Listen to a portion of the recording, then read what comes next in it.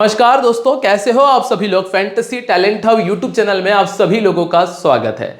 आज की वीडियो है कोलकाता राजस्थान के बीच होने वाले आईपीएल के मैच नंबर 31 के बारे में। डिटेल में आपको बताएंगे कि करना क्या है। पहली बार वीडियो पर आए हो तो वीडियो को पूरा देख लेना, क्योंकि जो लोग पहले से हैं वो वीडियो को पूरा देखते हैं और एक अच्छा विन कर लेते हैं। अगर वीडियो को ध्यान से पूरा देख लिया तो गारंटी के साथ मैं कह सकता हूं कि ग्रैंड लीग में कमाल कर जाओगे, बेहतरीन रैंक के साथ में फिनिश करोगे।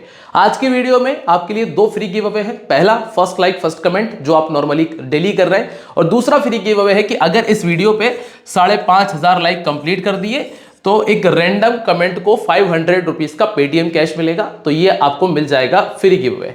अब एक और ऑफर आपके लिए लेकर आए, जिसमें एक नहीं, दो नहीं, पांच नहीं, पूरी 10 टीमों की एंट्री फीस आपको वापस दिलवा देंगे मेगा कॉन्टेस्ट की। कैसे होगा, किस एप्लीकेशन पर होगा, वो मैं आपको आगे बता दूंगा।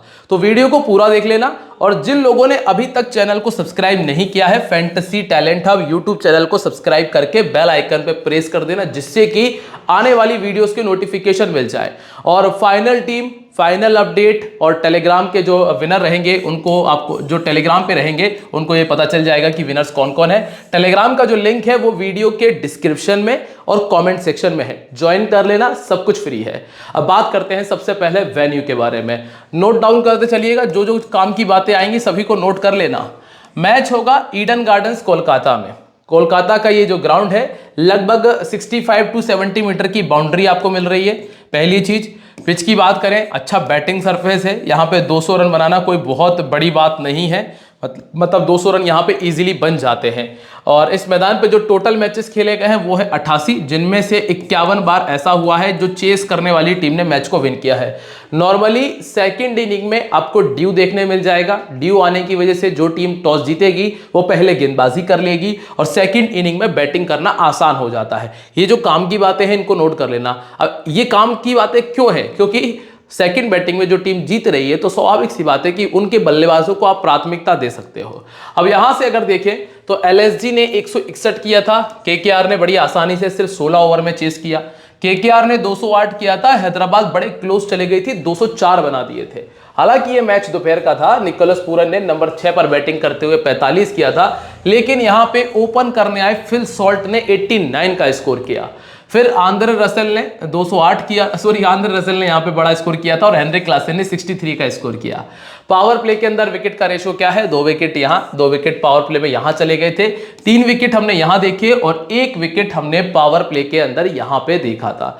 तो बहुत हद तक 1 से लेकर 2 विकेट पावर प्ले में ये आपको देखने मिल जाता है, क्योंकि नई गेंद के साथ में कोलकाता में आपको स्विंग देखने मिलेगा, और खास तौर से सेकंड इनिंग के अंदर। इसके बाद आपको जो ये देखने मिलेगा कि ज्यादातर जो विकेट है वो फास्ट बॉलर्स के खाते में आएंगे। ज्यादातर विकेट फास्ट बॉलर्स निकालेंगे और स्पिनर्स को कम विकेट आपको देखने मिलेंगे। तो ये जो काम की बातें थोड़ा फोकस कर लेना।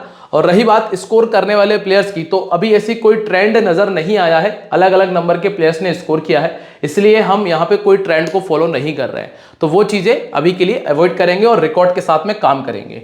अब सीधे चलते हैं और दोनों टीम्स के हेड टू हेड मैचेस के बारे में बात करते हैं। मतलब जब ये टीमें पहले खेली हैं एक दूसरे के आमने सामने, तो कैसा किया है इन्होंने। केकेआर ने 149 किया था, राजस्थान ने 151 बनाया। वेंकटेश अय्यर का 57 था, जायसवाल का 98, संजू सैमसन का 48, और मात्र 1 विकेट गया था। चहल के 4 विकेट थे और बोल्ट ने निकाले थे 2 विकेट।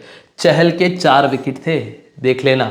इसके बाद राजस्थान रॉयल्स ने 152 किया था, संजू सैमसन का 54, राहुल का 68 था, और यहाँ पे इसके बाद संजू सैमसन का 54 था। श्रेयस अय्यर ने 34 किया था, नीतीश राणा का 48 था, और रिंकू सिंह ने 42 रनों का स्कोर करके अपनी टीम को दिया था। ये जो मैच है ये गया था केकेआर के खाते में। अब बात कर लेते हैं उस एप्लीकेशन के बारे में जहां पर 1 नहीं, 2 नहीं, 5 नहीं, पूरी 10 टीमों की एंट्री फीस आपको वापस मिल जाएगी। 100% कैशबैक मिलेगा। एप्लीकेशन का नाम है माई 11 सर्कल, जिसका लिंक मैंने आपको वीडियो के डिस्क्रिप्शन में दिया है, कॉमेंट सेक्शन में दिया है। जितने भी नए यूजर है जिन्होंने अभी तक साइन अप नहीं किया है, 10 टीम लगाने का मौका है और 10 की 10 टीमों की एंट्री फीस वापस हो जाएगी। जाकर साइन अप कर लो, लिंक डिस्क्रिप्शन में है। मेगा कॉन्टेस्ट जिसका प्राइस 1 करोड़ रुपए है, उस कॉन्टेस्ट की एंट्री फीस आपको वापस मिल जाने वाली है, और ये सिर्फ मेरी लिंक से पॉसिबल होगा जो मैंने डिस्क्रिप्शन में दी है। और आप जब डिपॉजिट करोगे, पहली बार डिपॉजिट करोगे, तो मेरे कूपन कोड का इस्तेमाल कर लेना, जो कि है टैलेंट23। इसका इस्तेमाल करने से आपको मिल जाएगा पूरे 20% का एक्स्ट्रा कैश, वो भी पहले डिपॉजिट पे, और 1500 रुपए का कैश बोनस। अब बात कर ली जाए प्लेइंग 11 के बारे में, तो कोलकाता की प्लेइंग 11 क्या रहने वाली है? सॉल्ट, नारायण, चेंजेस कुछ भी नहीं होना है, सेम टीम आपको देखने मिलेगी जो पिछला मैच खेली थी। पावर प्ले की गेंदबाजी किसके साथ होगी? आपको पावर प्ले में मिलेंगे वैभव अरोरा, साथ में आपको मिल जाएंगे स्टार्क, और फिर हर्षित राणा की गेंदबाजी आपको नजर आएगी।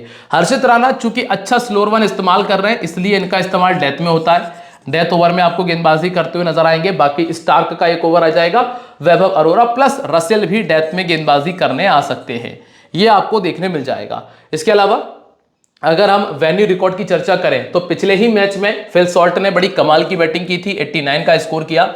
सुनील नारायण 29 इनिंग में 150 ये भी कर चुके हैं। वेंकटेश अय्यर के पास में सिर्फ 150 है, श्रेयस अय्यर के पास में 22 का एवरेज है, और रिंकू सिंह के पास में 48 का बैटिंग एवरेज, 350 है। रमनदीप सिंह 1 में 35 और आंद्रे रसल 32 इनिंग में 36 का एवरेज और 5 बार 50 से ऊपर का स्कोर कर चुके हैं। गेंदबाजी में रसल के पास में 34 विकेट है, हर्षित राणा के पास में 7 विकेट है 6 पारी में। इसके बाद सुनील नारायण के पास में 64 विकेट है, हाईएस्ट इनका 4 विकेट, इसका 3 विकेट, इसका 5 विकेट। इसके बाद मिचेल स्टार्क 3 में 4 और वैभव अरोरा 3 में 3 और वरुण चक्रवर्ती 10 में 13 विकेट निकाल चुके हैं। अब पहला जो नाम आपको मिलता है वो है फिल सॉल्ट का। फिल सॉल्ट ने इस टूर्नामेंट में 250 बनाए हैं और दोनों इसी मैदान पे बनाए हैं, ये सबसे बड़ी बात है। तो कहीं ना कहीं इस ग्राउंड के ऊपर उनको अच्छा बैटिंग करने में मजा आ रहा है, तो फिल सॉल्ट आपके लिए एक तरह से कंफर्म हो जाते हैं क्योंकि इस मैदान पे उन्होंने अच्छा खेला। हालांकि इस ग्राउंड पे स्विंग देखने मिलता है, अब हमें यह देखना है कि इनकी समस्या क्या है। समस्या देखें तो राइट आर्म फास्ट बॉलिंग के सामने बैटिंग एवरेज 11 है, जो कि आपको देखने नहीं मिलेगी राजस्थान के पास में, और 16 इनिंग में 24 का बैटिंग एवरेज है, दोनों इनिंग्स में 1-1 50 कर चुके हैं। फिर नंबर 2 पे आपको मिलते हैं नारायण। सुनील नारायण चूंकि 1 विकेट आपको कंपलसरी निकाल के देंगे, ये तो बिल्कुल क्लियर है कि 1 विकेट निकाल जाएंगे, आपके 25 पॉइंट हो गए सेफ। अब प्लस पॉइंट क्या है, बोनस क्या है, इनके run 6 run, 27 run, 85 run, 47 run, 2 run, ये है बोनस। तो ये बोनस के चलते ये खिलाड़ी आपके लिए कंफर्म है और साथ में कैप्टनसी की दौड़ में आ जाता है। अभी हाल फिलहाल में इससे बेटर चॉइस कैप्टनसी की है नहीं, तो आप इनको ही बना के चलिएगा। ये रिकॉर्ड देखने मत देखिएगा, मेन रिकॉर्ड है इनका ये। वैसे ट्रेंट बोल्ट इनके लिए दिक्कतें खड़ी कर सकते हैं, क्योंकि आप देखोगे लेफ्ट आर्म मीडियम के सामने इनका बैटिंग एवरेज सिर्फ 11 का है, और आपको यहाँ पे ट्रेंट बोल्ट मिल जाते हैं जो कि पहले भी सिर्फ 12 गेंदों में 2 बार इन्हें आउट कर चुके हैं।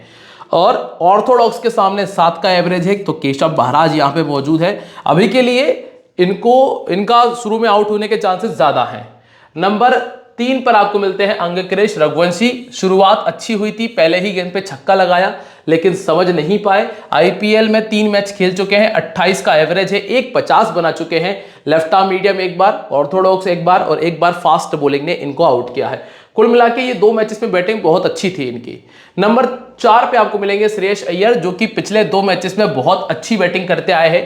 कारण एक आप ये कह सकते हो कि ऊपर से एक प्लेयर ने अपनी शुरुआत बनाए रखी है। जब ऊपर से शुरुआत बिगड़ी है तब इनकी स्थिति कुछ ऐसी रही है, 18 और 0 वाली।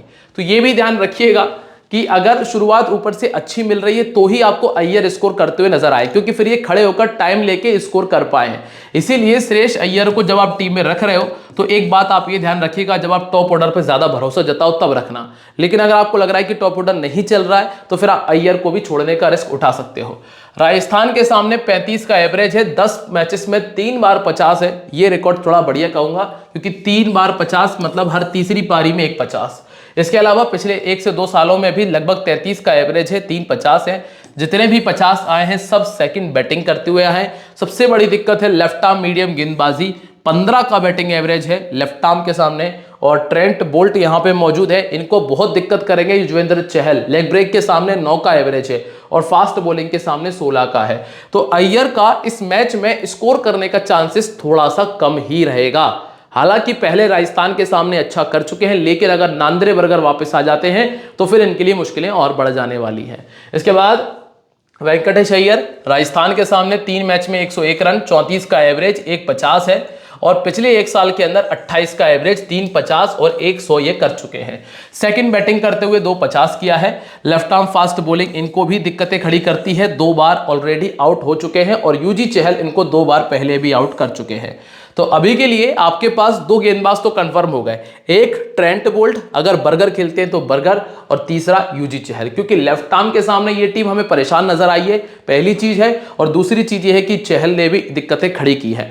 इसके बाद रमनदीप सिंह है, बैटिंग नहीं आ पा रही है, इस वजह से इनको टीम में नहीं रख रहा हूं, अदरवाइज ये खिलाड़ी ठीक खेल रहा है और 19 का बैटिंग एवरेज है, 35 का हाईएस्ट है। इसके बाद है रिंकू सिंह। मैंने आपसे अपनी पिछली कई वीडियो में कहा कि आपने लास्ट ईयर तक आप रिंकू सिंह पे रिस्क उठा पा रहे थे, सोच रहे थे कि रिंकू सिंह आ रहे हैं 25-30 कर जाएंगे, लेकिन अब इस साल नहीं हो रहा है। क्यों? दो चीजें हैं, एक तो नारायण की ऊपर वापसी हो चुकी है, नारायण की वापसी होने से क्या है कि गेंदें ऊपर कम पड़ जाती हैं। फिर दूसरी चीज ये हो रही है कि एक अंगक्रेश रघुवंशी को भी ऊपर ऐड कर दिया, श्रेयस अय्यर भी आकर ऊपर बैटिंग कर रहे हैं, तो अभी अगर नीतीश राणा अगर और आ जाते हैं तो पॉसिबल है कि वो भी ऊपर ही आकर बैटिंग करेंगे इनसे, तो इसीलिए इनके साथ में ये हो रहा है कि इनकी बैटिंग नहीं आ पाएगी। और इसी वजह से अगर आपको इनको रखना है तब आपको ये करना पड़ेगा, ऊपर से आपको सॉल्ट, अय्यर, वैसे तो आप सुनील नारायण को भी छोड़ सकते हो, लेकिन नारायण का गेंदबाजी कर लेते इसलिए उनको मैं काउंट नहीं कर रहा हूं। फिर वेंकटेश अय्यर या फिर अंगक्रेश रघुवंशी, इन दोनों में से किसी एक को और छोड़ना पड़ेगा, तब जाकर आप रिंकू सिंह पे आ सकते हो। ये ध्यान रखिएगा, इसको नोट कर लेना। 52 का बैटिंग एवरेज, 450 पिछले कुछ समय के अंदर राजस्थान के सामने 3 मैच खेल के 61 रन बनाए हैं। और इसके बाद है आंद्रे रसेल, गेंदबाजी पर ही डिपेंड रहना, बल्लेबाजी पे मत रहिएगा, क्योंकि बल्लेबाजी आ जाए बहुत बड़ी बात होगी। 18 इनिंग 18 विकेट हैं। वैसे यूजी चहल से इनकी एक अच्छी बैटल आपको नजर आएगी, और ट्रेंट बोल्ट इनको 2 बार पहले आउट कर चुके हैं, आवेश खान के सामने 2 बार पहले ये अपना विकेट दे चुके हैं। और पहले बैटिंग करते हुए एक 50 किया है, और जो कि इसी सीजन की बात है जो इन्होंने 64 रन बनाए थे। इसके बाद मिचेल स्टार्क, 3 विकेट आए लास्ट मैच के अंदर राजस्थान के सामने। यहां देखोगे 31 इनिंग में इनके खाते में 39 विकेट है, पहले गेंदबाजी करते हुए 26 और सेकंड गेंदबाजी करते हुए 13 विकेट है। इसके बाद Vaibhav Arora, left arm fast bowling, sorry Vaibhav Arora right arm medium bowling, माफ कीजिएगा, Vaibhav Arora right arm medium है। यहां अगर देख रहे हैं तो तीनों मैचेस में विकेट निकाला है, और सबसे बड़ा विकेट निकालने का रीजन है इनका स्विंग गेंदबाजी, स्विंग है तो विकेट है। अब हमें यह देखना है कि बटलर और जायसवाल वो दोनों अगर खेलते हैं तो, चूंकि पिछले मैच में बटलर नहीं थे, अगर वो वापस आते हैं तो फिर इनके विकेट निकालने के चांसेस थोड़े से कम हो जाएंगे। पहले गेंदबाजी करते हुए 4 विकेट, सेकंड गेंदबाजी करते हुए 10। इसके बाद वरुण चक्रवर्ती, 19 इनिंग में 25 विकेट रिसेंटली निकाले हैं, राजस्थान के सामने भी कोई खास रिकॉर्ड है नहीं, पहले गेंदबाजी करते हुए 10 विकेट है, सेकंड गेंदबाजी करते हुए 15। चूंकि विकेट से उतनी मदद मिल नहीं रही है, बहुत घास हमने देखी है पिछले कुछ मैचेस में कोलकाता के ग्राउंड पे, इस वजह से इनको उतना टर्न भी नहीं मिला है। हर्षित राणा डेथ ओवर के अच्छे गेंदबाज हैं, 11 इनिंग 11 विकेट इनके पास है। तो यहां पे केकेआर की जो टीम है वो फिनिश होती है। आपको मैंने लॉजिक समझा दिया है कि कब टॉप ऑर्डर रखना है, कब रिंकू सिंह पे आना है, और कब अय्यर को टीम के रखना है और कब छोड़ना है। गेंदबाजी में यहां से क्लियर हो जाएगा, जब हम राजस्थान की टीम देखेंगे तब हमें वहां के गेंदबाज क्लियर हो जाएंगे, क्योंकि हमें यह पता चल जाएगा कि कौन सा बल्लेबाज कौन सी कमजोरी है। लास्ट मैच में तनुष कोतियान आए थे जायसवाल के साथ में, संजू सैमसन नंबर 3, पराग नंबर 4 थे। आपको पावर प्ले के अंदर गेंदबाजी मिल जाती है ट्रेंट बोल्ट से, आवेश खान से, और इसके अलावा केशव महाराज भी कुछ ओवर करके दे सकते हैं। डेथ ओवर में आपको कुलदीप सेन, ट्रेंट बोल्ट और आवेश खान नजर आएंगे। अभी यहां से राजस्थान की तरफ देखेंगे तो बहुत ज्यादा मैचेस इन्होंने खेले नहीं है इस मैदान के ऊपर। जायसवाल के 2 मैच हैं, 101 रन बना चुके हैं, एक 50 है जिसमें 98 का 50 है। संजू सैमसन 9 इनिंग में 2 50 ये कर चुके हैं। रेयान पराग 2 इनिंग में 51 रन है, और ट्रेंट बोल्ट के पास में 8 विकेट है, क्योंकि स्विंग देखने मिल जाता है, और चहल के पास में 9 विकेट है, और इनका हाईएस्ट 4 विकेट का है, जो हम पहले डिस्कस कर चुके हैं।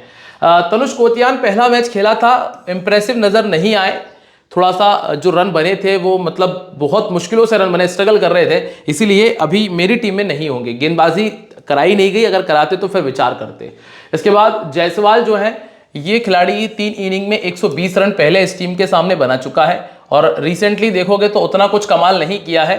3 बार 50 पहले बैटिंग करते हुए, 2 सेकंड बैटिंग करते हुए, लेफ्ट आर्म मीडियम 2 बार आउट कर चुका है।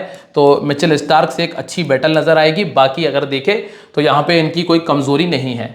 नंबर 3 पे आपको मिलते हैं संजू सैमसन, लास्ट मैच में आउट हुए, हालांकि कोलकाता के सामने 19 इनिंग में 3 50 है, और पिछले 1 साल में 6 बार 50 से ऊपर का स्कोर कर चुके हैं।